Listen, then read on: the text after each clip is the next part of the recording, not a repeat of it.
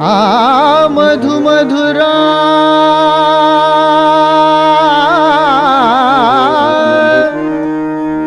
मधु मधुरा तव गिरा मोहना भास निशेची भूल मना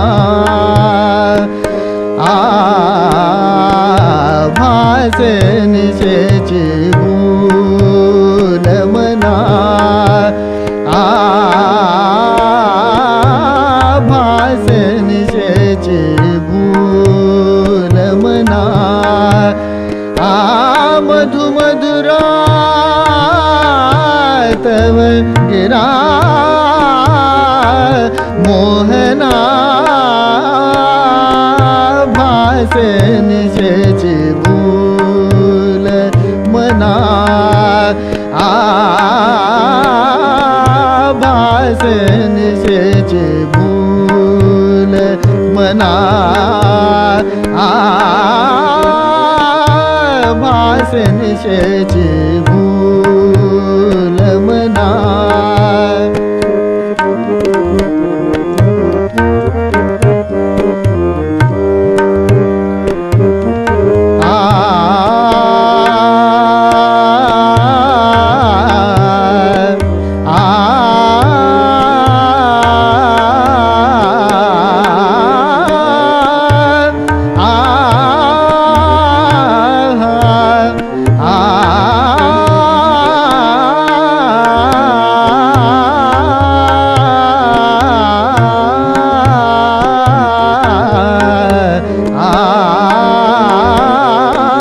भास निशेची भूल मना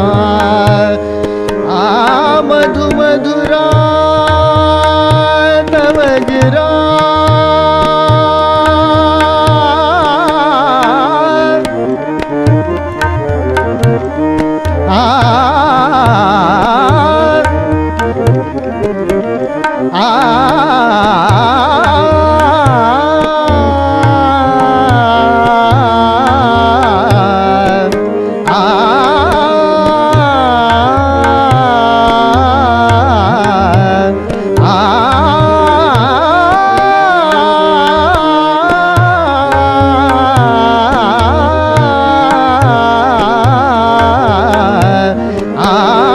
मधु मधुरा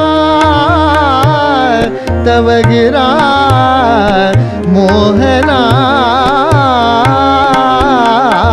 भास निशेची भूल मना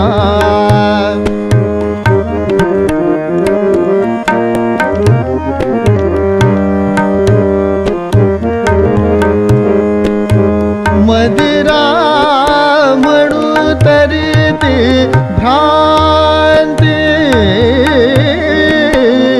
मदिरा म्हणू तरी ती भ्रांती मदिरा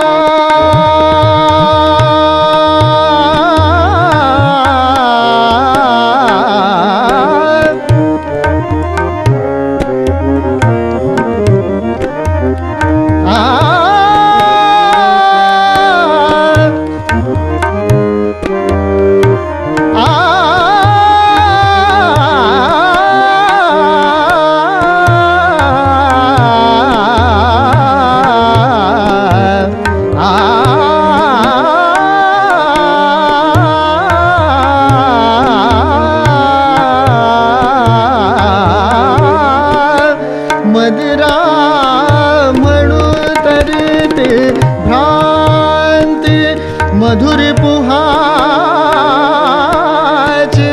खराही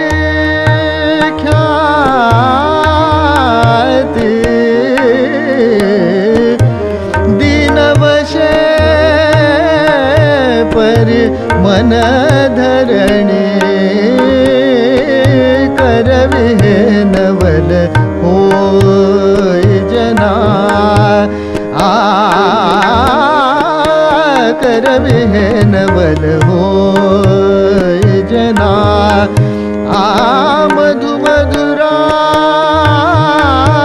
तव गिरा मोहना भास निशेची भूल भास निशेची भूल भास निशेची भूल मना भास निशेची भूल मना भास निशेची भूल मना भास निशेची भूल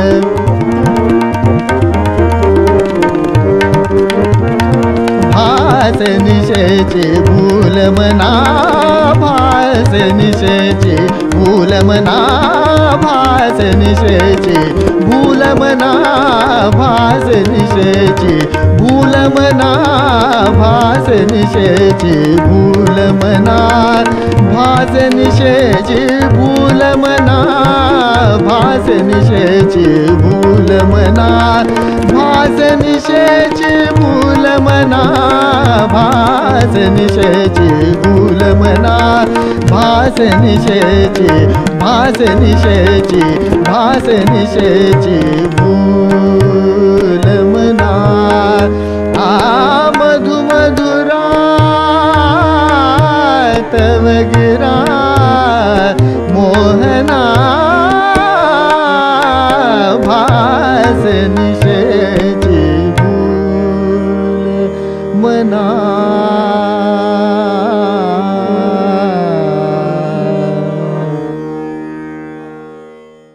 नमस्कार मंडळी, जाई काजळ निर्मित आणि स्मृतिगंध प्रकाशित गंधर्वगानच्या ह्या भागात तुमच्या सगळ्यांचं मी मनपूर्वक स्वागत करतो. आनंदादा, तू आत्ता जे गाणं गायलास ते संगीत विद्याहरण नाटकातलं आणि नाटकाची नायिका देवयानी हिच्या तोंडी असलेलं हे पद होतं. आपण आज ह्या एपिसोडमध्ये जरा बालगंधर्वांच्या भूमिका आणि त्यांच्या, म्हणजे मी असं म्हणणार नाही की अप्रचलित भूमिका, पण आता काय झालंय की हे सगळे संदर्भ आणि ह्या सगळ्या संहिता तशा बऱ्यापैकी मागे पडल्यात. त्याच्यामुळे बालगंधर्वांनी कुठच्या नाटकात भूमिका केली असं जर आपण आज म्हटलं तर आपल्याला पटकन त्यांची रुक्मिणी आठवते, त्यांची सुभद्रा आठवते आणि त्यांची सिंधू आठवते. या 3 भूमिका अगदी प्रॉमिनंटली आठवतात. पण ह्याच्या व्यतिरिक्त पण बालगंधर्वांनी अजून 6-7 मुख्य भूमिका केल्यात, म्हणजे बऱ्याच केल्यात, पण त्याच्यातल्या 6-7 म्हणजे रेवती केली आहे, भामिनी केली आहे, वसंतसेना केली आहे, देवयानी केली आहे, नंतर शकुंतला केली आहे. पण हे आता सगळे संदर्भ मागे पडले. शारदा केली आहे, बरोबर. पण मला असं एक नेहमी वाटतं की सगळ्या ह्या नाटकांचा संदर्भ हा पौराणिक आहे.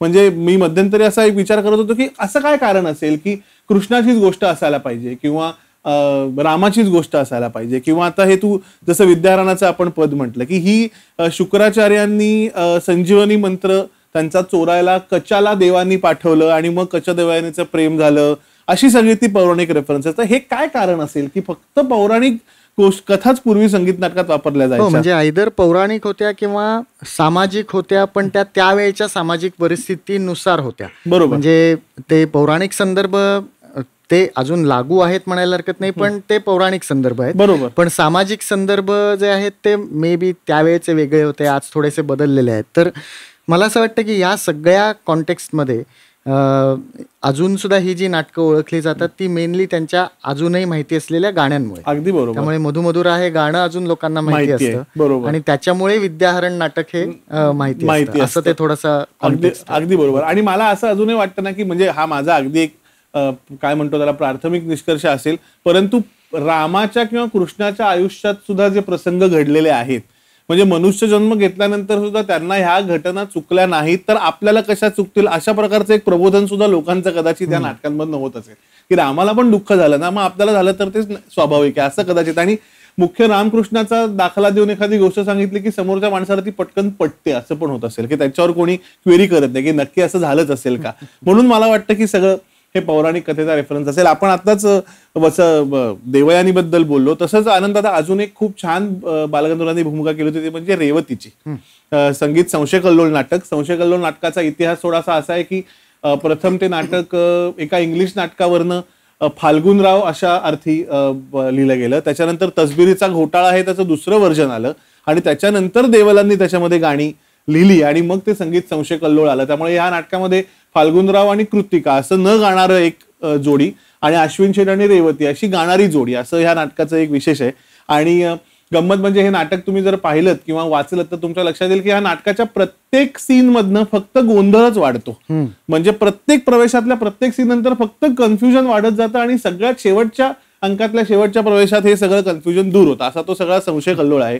तर मला वाटतं आज तू रेवतीचं एखादं गाणं आपल्या पुढे, त्याच्यातलं एक गाणं की जे सगळ्यात मला वाटतं जास्त फेमस आहे याच्यातलं, संशय का मनी आला, तर त्याची एक झलक बघूयात. अगदी ह्याच्यात बालगंधर्वांनी मांडच रागे पण थोडीशी वेगळी ट्रीटमेंट त्याला दिली असं जर आपण रेकॉर्ड ऐकली तर आपल्या लक्षात येतं की कोमल निषादाबद्दल जे आपण बोलतो मांड मधल्या, बरोबर, तर त्याला थोडं जास्त महत्व देऊन त्यांनी हे गाणं थोडंसं वेगळ्या अँगल म्हणजे सांगीतिक दृष्ट्या म्हणायचं तर म्हणून हे गाणं थोडंसं जसं आपण म्हणतो की बालगंधर्वांचं त्याच रागातलं गाणं असेल तरी प्रत्येक वेळी काहीतरी नवीन नवीन तर त्याचं हे गाणं म्हणजे थोडंसं एक्झाम्पल आहे. अगदी.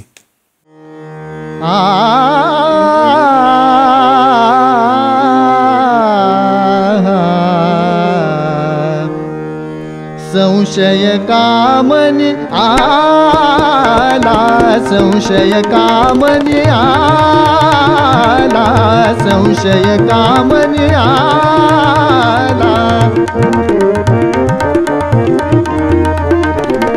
संशय कामनी आला, संशय कामनी आला, संशय कामनी आला, कारण काय तयाला, संशय कामनी आला, कारण काय तयाला,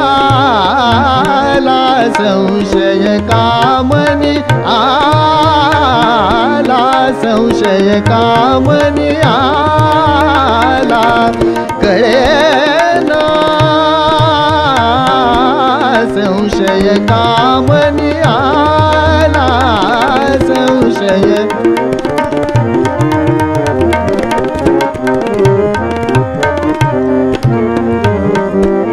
आळवृथा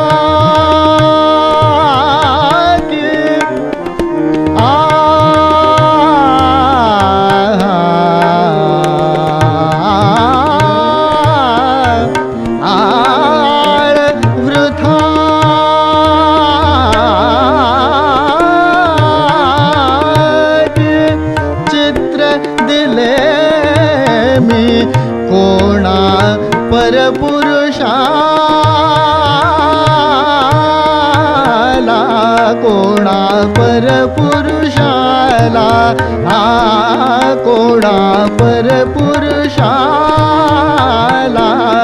संशय कामनी आला, संशय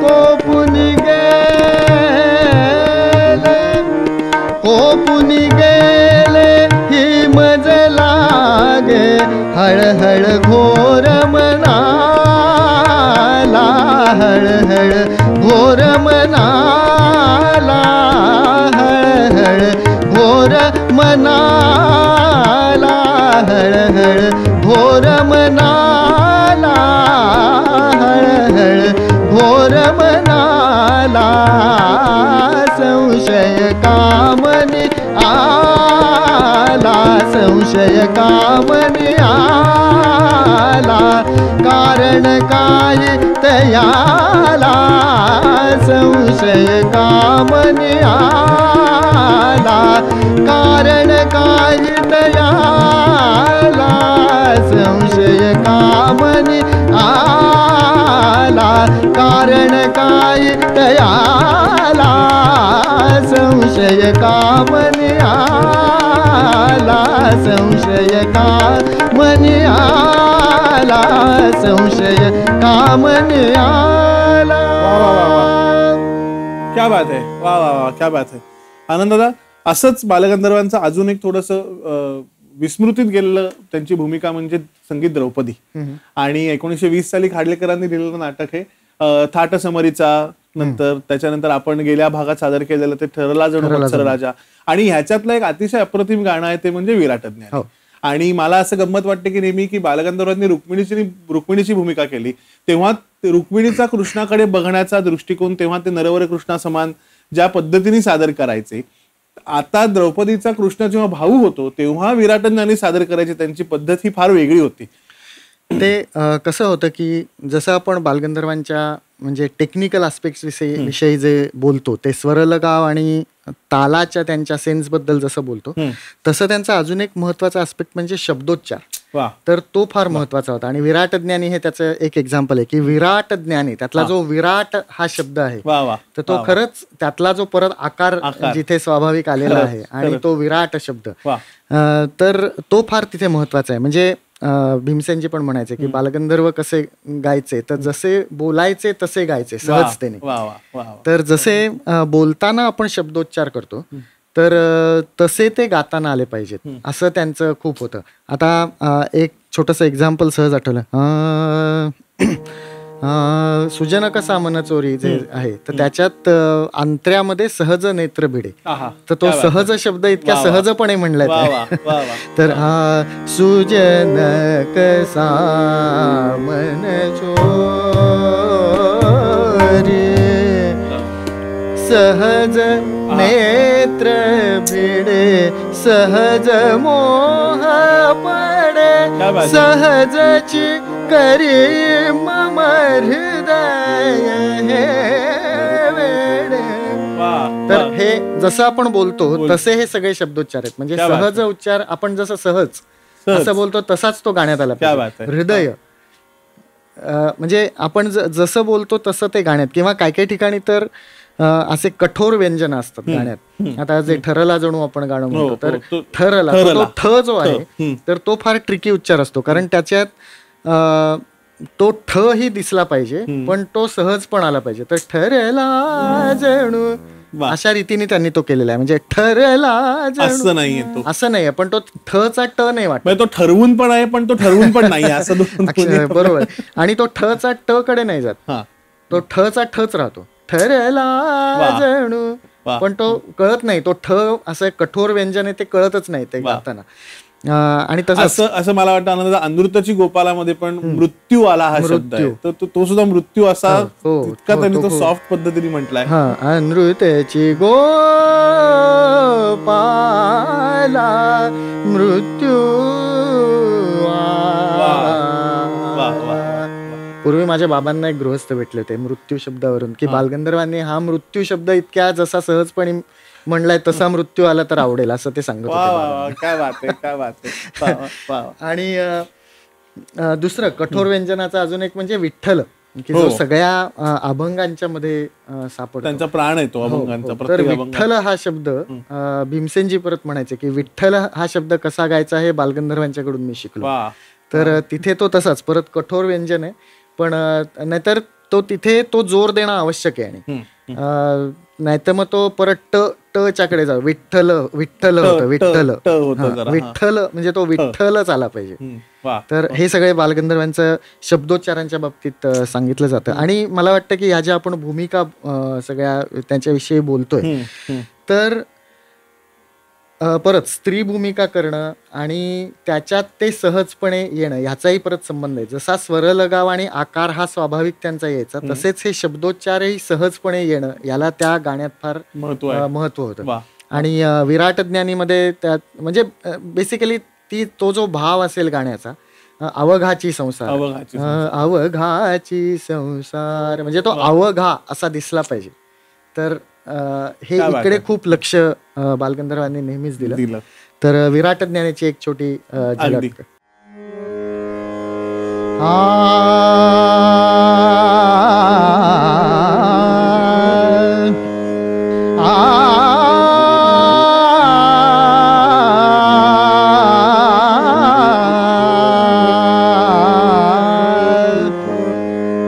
विराट ज्ञानी आहा विराट ज्ञानी आहा विराट ज्ञानी आहा विराट ज्ञानी आहा विराट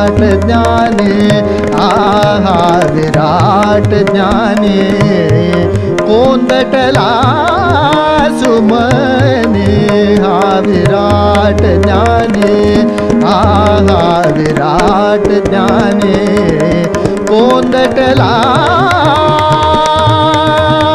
सुमने हा विराट ज्ञानी कोंदटला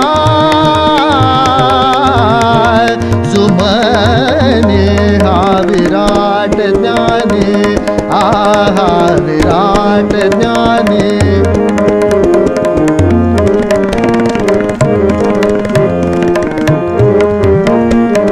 विराट ज्ञानी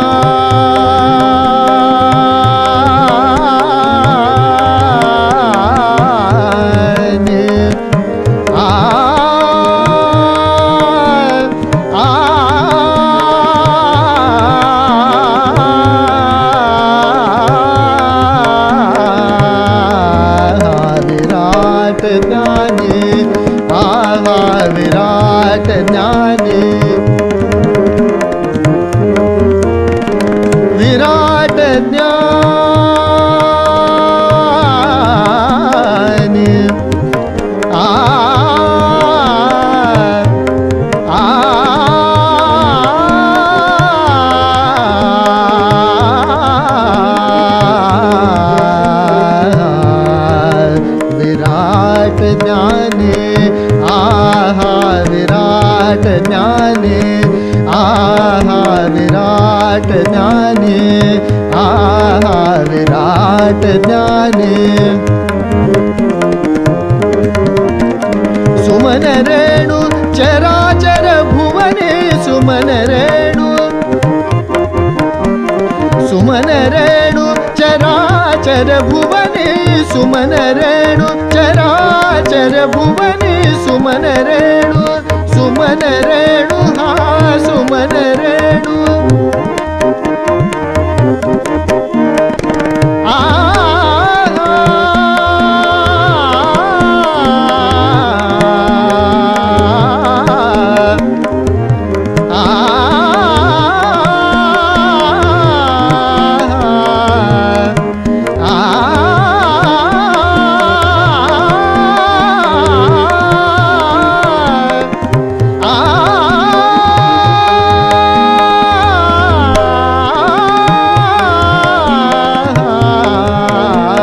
सुमन रेणु चराचर भुवने सुमन रेणु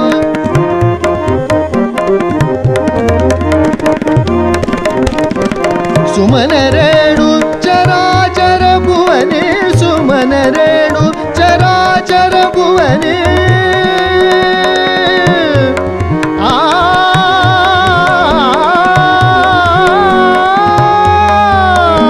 सुमन रेणु चराचर भुवने सुमन रेणु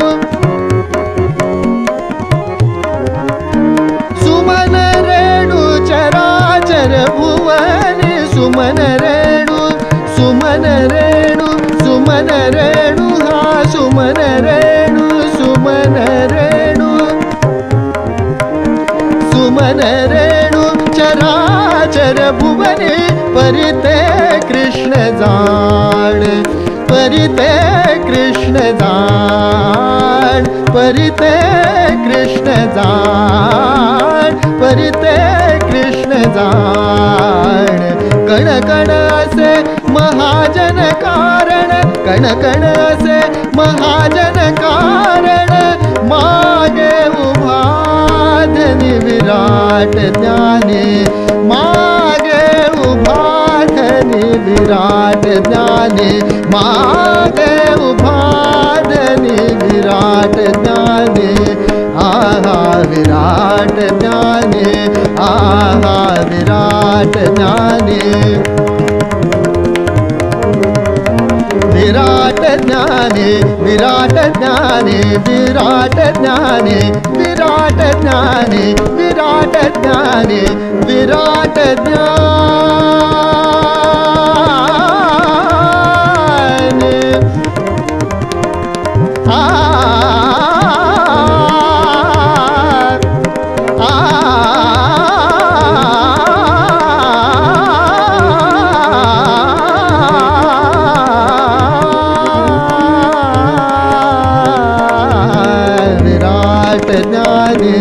आहा विराट ज्ञाने, आहा विराट ज्ञाने, कोंदटला सुमने, हा विराट ज्ञाने, आहा विराट ज्ञाने, आहा विराट ज्ञाने. वा वा वा वा, क्या बात आहे, क्या बात आहे, अतिशय अप्रतिम. मंडळी, आपण आता अजून बालगंधर्वांच्या 2 भूमिकांविषयी चर्चा करणार आहोत आणि ती दोन्ही सामाजिक नाटकं आहेत. पहिलं नाटक त्याच्यातलं आपण घेऊया शारदा, आणि अतिशय बालगंधर्वांची गाजलेली भूमिका. 13 जानेवारी 1899 या दिवशी गोविंद बल्लाळ देवलान लिखित शारदेचा पहिला प्रयोग झाला, म्हणजे 1899. आणि त्या काळी असलेल्या समाजातल्या अतिशय घनगंभीर परिस्थितीवर त्यांनी हे नाटक लिहिलं की गरिबी असेल किंवा अजून कुठचे कष्ट असतील, पण आपली 10-12 वर्ष किंवा 13 वर्षाची मुलगी, तिचं लग्न चक्क 65, 70, 80 वर्षाच्या म्हाताऱ्याशी करून द्यायचं, म्हणजे त्याला जरठ बाला विवाह असं म्हणायचं. आणि ही तेव्हा त्या काळी अतिशय समाजात काय म्हणतो तशी ही वाईट प्रथा होती. आणि देवलाने त्याच्यावर अतिशय सुंदर भाष्य करणारं हे नाटक लिहिलं. आणि त्याच्यानंतरच ब्रिटिशांनी 1916 मध्ये शारदा कायदा म्हणून पास केला. आणि त्या शारदा कायदा म्हणजेच हा विवाह प्रतिबंधित करायला, की हे विवाह नंतर घडायचे नाहीत. आणि अजून शारदेचा एक रेफरन्स म्हणजे अनंत कान्हेऱ्यांनी जॅक्सनचा वध शारदा नाटकाचा प्रयोग चालू असतानाच केला होता. म्हणजे ह्या शारदाचे असे आपल्याकडे रेफरन्स आहेत. आणि एक संहिता म्हणून हे नाटक आजही जर तुम्ही वाचायला सुरुवात केली तर अतिशय गोड आणि अतिशय सुंदर पद्धतीने त्या भूमिकांचं सगळं त्यांनी काय अधोरेखन केलेलं आहे. आनंद, तुला काही शारदेविषयी सांगायचं आहे अजून? नाही, त्यातल्या एका गाण्याविषयी मी बोलीन की म्हणजे आता जो तू रेफरन्स सांगितलास तर त्याला खूप हे मूर्तिमंत भीती उभी, म्हणजे ते शारदेच्या मनातलं जे आहे, तिला जे वाटतं नाही. आणि ते नाटकात त्याचा रेफरन्स असा आहे की ती ते स्थळ बघायला जाते आणि तिला काही कल्पना नसते, आणि तिच्या समोर तो जो नवरा मुलगा म्हणून उभा असतो तो ऍक्च्युअली 70-75 वर्षाचा एक वृद्ध मनुष्य असतो. आणि त्याच्यानंतर तिला सगळं आपलं आयुष्य पुढे दिसायला लागतं काय. आणि त्या बॅकग्राऊंडवर ती घरी आल्यानंतर इंदिरा काकू म्हणजे तिच्या आई बरोबर हा संवाद आहे आणि त्याच्यावर हे गाणं आहे. तर आणि गंमत म्हणजे मला आता ही माझ्याकडची बातमी कितपत खरी आहे मला माहिती नाही, पण मला कुठेतरी वाचल्यासारखं आठवतंय की ये जिंदगी उसी की है हे जे गाणं आहे त्या गाण्याचं इन्स्पिरेशन खरं मूर्तिमंत भीती उभी आहे असं मला वाटतं, मी कुठेतरी वाचलंय. आणि आपण आज दोन्ही चाली बघितल्या तर पटकन आपल्याला ते वाटतं की हो, जे जिंदगी उसी की है ची चाल अतिशय मूर्तिमंत भीती उभीच्या नुसती जवळ नाहीये, त्याचं टेम्परामेंट पण तसंच आहे, त्या चालीची ट्रीटमेंट, त्याचा स्पीड सगळंच सेम आहे. तर आनंद दादा परत एक झलक दाखवतो. आणि याच्यात अजून एक गमतीची गोष्ट आहे की अंतरा जो आहे याचा, दाखवावया असं मला तात नेत त्याकडे. तर डॉक्टर वसंतराव देशपांड्यांनी जो मागे कार्यक्रम केला होता शाकुंतल ते मला, त्याच्यात हे नेहमी ते मजा सांगायचे की दाखवावया असी मला. तर ते जर नीट शब्द तोडले नाहीत तर ते दाखवावया सिमला असं होतं, दाखवावया सिमला. तर मग म्हणून मी मुद्दाम बालगंधर्वांची रेकॉर्ड परत ऐकली ह्या दृष्टीने. तर अमेझिंग कसं आहे की आपण आता शब्दोच्चारांबद्दल बोलतोच आहोत. बरोबर. दाखवावयास मला असा उच्चार त्यांनी केला. क्या बात आहे. वा वा. म्हणजे याच्यावर भान नंतर कोणी नसेल ठेवलं आणि ते दाखवावया सी मला नंतर ते कोणी असं त्याचं केलं तर कसं होतंय वसंतरावांनी त्यावेळी दाखवलं तसे, म्हणजे इतर कोणीतरी गात असणार नक्कीच ना. पण बालगंधर्वांनी हे भान नेहमी ठेवलेलं आहे. तर तो असा उच्चार त्यांनी दाखवावया असं मला पूर्ण व्यवस्थित कळत ते गाणे. तर एक झलक बघू. अगदी.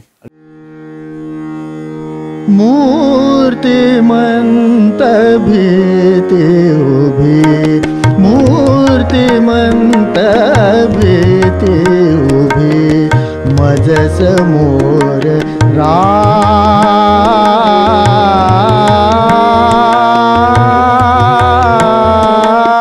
राहिली. मूर्तिमंत भीती उभी, मूर्तिमंत भीती उभी, मज समोर राहिली. वाटते तुझ्या सुदाम, वाटते तुझ्या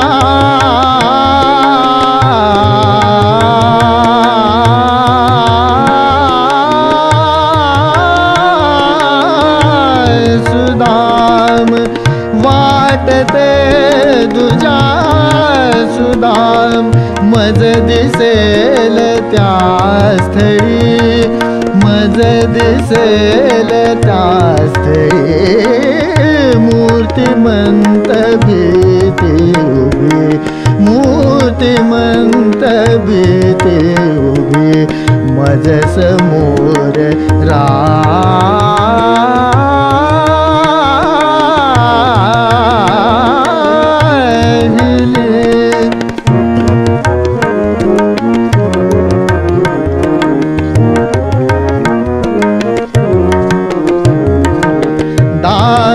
दाखवावयास मला दाखवावयास मला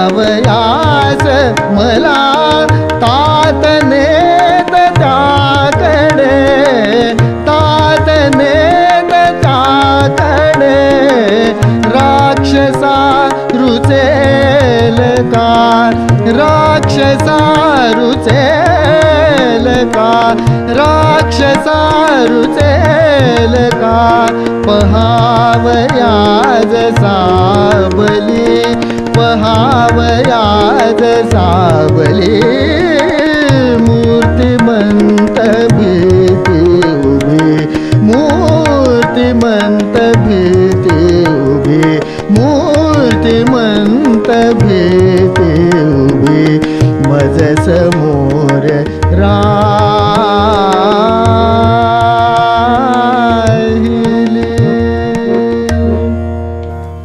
वा वा, क्या बात आहे. आता एक प्रचंड मोठा विरोधाभास आनंदाचा की बालगंधर्वांनी गंधर्व नाटक कंपनी च्या सगळ्या नाटकांद्वारे मराठी रसिकांना अक्षरशः 70 mm फिल्म दाखवली असं आपण म्हणूया. की आपल्याला सगळ्यांना गंधर्व नाटक कंपनीचं ऐश्वर्य माहिती आहे, त्यांची उलाढाल माहिती आहे, गंधर्वांनी किती शालू किती काय अत्तर आणि काय काय काय रसिकांवर नुसतं उधळलं हे माहिती आहे. परंतु गंधर्वांची सगळ्यात आवडती लोक रसिकांना आवडलेली आणि गंधर्वांची सगळ्यात गाजलेली भूमिका कुठची असेल तर ज्याच्यामध्ये हे कुठचंही ऐश्वर्य नाही, हा किती मोठा विरोधाभास आहे. म्हणजे गडकऱ्यांनी 1919 साली गंधर्वांनी केलेला पहिला प्रयोग त्याचा 20 फेब्रुवारीला केला होता. ते म्हणजे गडकरी यांचं संगीत एकच प्याला आणि ते दारूच्या दुष्परिणाम जे सगळे होतात त्याच्यावर हे अत्यंत सामाजिक फार बोलकं नाटक आणि गडकऱ्यांची अतिशय प्रगल्भ आणि आजही अनेक नट ह्या सगळ्या सोलोलोकीज आपले शब्दोच्चार उत्तम व्हावे, श्वास कुठे घ्यावा यासाठी ह्या सोलोलोकीज वापरल्या जातात सुधाकराच्या ज्या आहेत त्या. तर त्याच्यावर केलेलं हे भाष्य आणि साधारण म्हणजे दोनदा वाचल्यावर मग ते एक वाक्य कळतं आपल्याला असे म्हणजे प्रगल्भ 5-7 ओळीचं एक वाक्य आहे. खूप छान भाषा, खूप छान भाषा त्याच्यामध्ये आणि अत्यंत अनुप्रास यमक म्हणजे ह्या सगळ्या गोष्टींचा असा सरळपणे वापर त्यांनी केलेला आहे. आणि प्रत्येकच पात्र म्हणजे रामलाल पात्र, सुधाकराचं पात्र, विशेष करून तळीरामाचं पात्र जे नाटकाचा आपण हल्लीच्या भाषेत विलन असं म्हणूया आपण ज्याला, पण तळीरामाचं सगळी आपण विचार ऐकले की आपल्याला असं वाटतं की हो अगदी तळीराम अगदी बरोबर आहे पूर्ण आणि आपण सुधाकराचे सगळे विचार ऐकले की आपल्याला वाटतं की हो सुधाकर बरोबर. आणि हे नाटक गडकऱ्यांची ही शक्ती आहे असं मी म्हणेन त्याच्यामध्ये. आणि त्याच्यात बालगंधर्वांची सिंधूची भूमिका म्हणजे मला एक रेफरन्स आठवतो की रुक्मिणी आणि भामिनीचं काम करत असताना बालगंधर्व नेहमी चढत्या रंगाचे शालू नेसायचे कारण का तो सगळा त्यांचा रोमांस आहे, तो सगळा त्यांचा जो प्रणय आहे तो बहरत जातो आणि शेवटी त्या रुक्मिणीचं कृष्णाशी लग्न होतं किंवा भामिनीचं धैर्यधराशी मिलन होतं. त्यामुळे जर आज त्यांनी लाईट ग्रीन कलर घेतला तर तो बॉटल ग्रीन पर्यंत शालू हे करत नाहीचे, रंग चढता असायचा. सिंधूच्या बाबतीत बालगंधर्व उलटं करायचं कारण ही ट्रॅजेडी आहे सगळी आणि शेवटी म्हणजे जो कलर करतील तो शेवटी पांढऱ्या वस्त्रावरती सिंधू याची. म्हणजे बालगंधर्व सुद्धा त्याच्यात असं ऐश्वर्य नसलं तरी सुद्धा अस्थेटिकली किती नाटक ते सुंदर करायचे. तर मला असं वाटतं की नाटकामध्येच एक फार सीन आहे की सुधाकर सिंधूला येऊन सांगतो की मी दारू सोडली आजपासून आणि मग त्याच्यानंतर बालगंधर्वांच्या तोंडी हे अतिशय अप्रतिम भैरवी आहे. तर आपण नाहीतरी आता हा एपिसोड बराच लांबवलेला आहे, आपण सांगतेकडे यायला पाहिजे. त्याच्यामुळे ह्या एपिसोडची सांगता आपण एकच प्यालाच्या ह्या अतिशय उत्तम भैरवीने करूया. मी तुला त्याच्याविषयी काही बोलायचं असलं तर बोल, नाहीतर गाणं न सांगता गाणं सुरू कर जरा सरप्राईज. बालगंधर्वांची छाप असलेलं गाणं एवढंच. Yes yes. त्यामुळे आपण ह्या एपिसोडची सांगता या भैरवीने करूया. प्रभु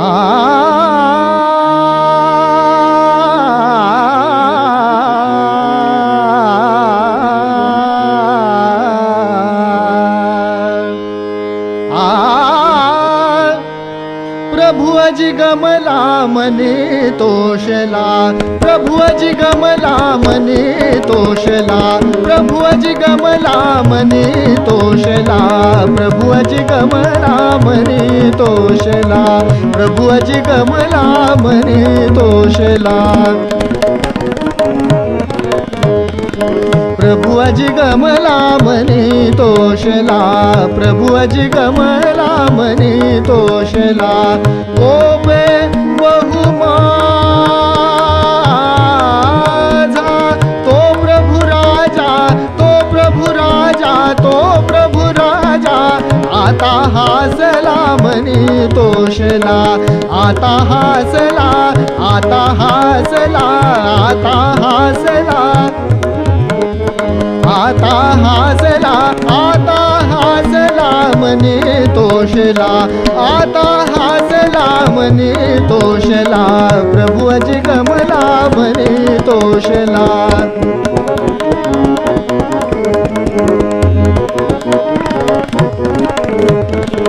प्रभु अजी गमला मने तोषला.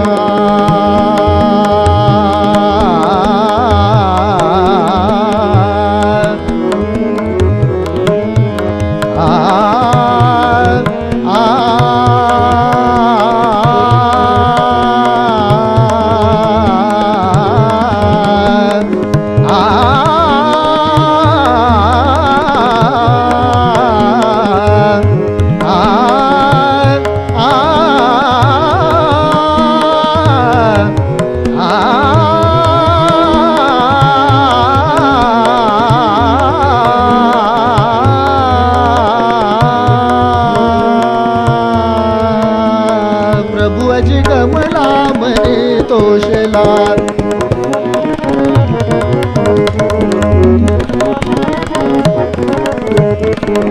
मृतचे हृदय होते नाथ हे पूर्ण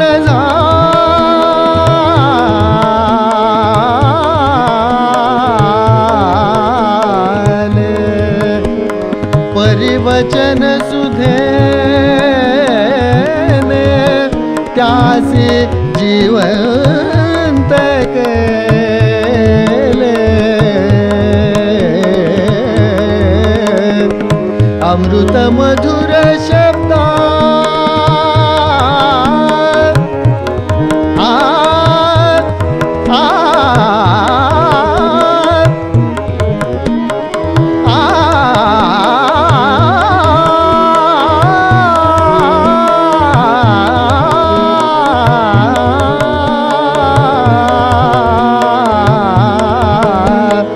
अमृत मधुर शब्दा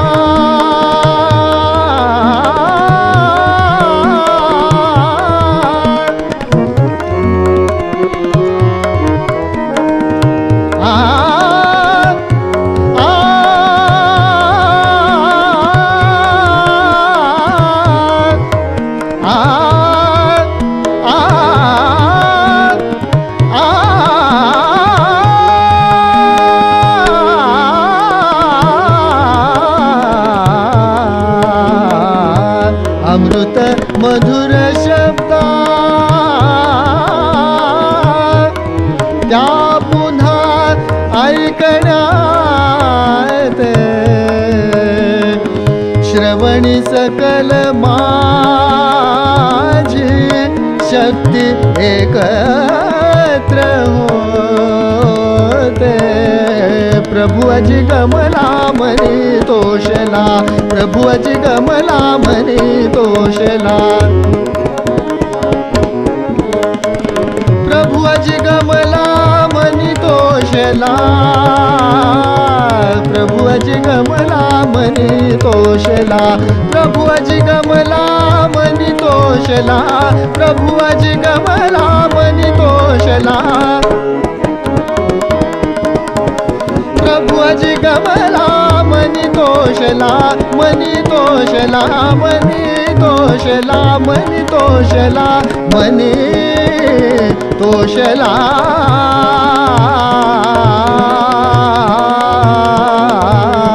प्रभु अजी कमला मनी तोषला प्रभु अजी कमला प्रभु अजी कमला प्रभु अजी कमला मनी तोषला.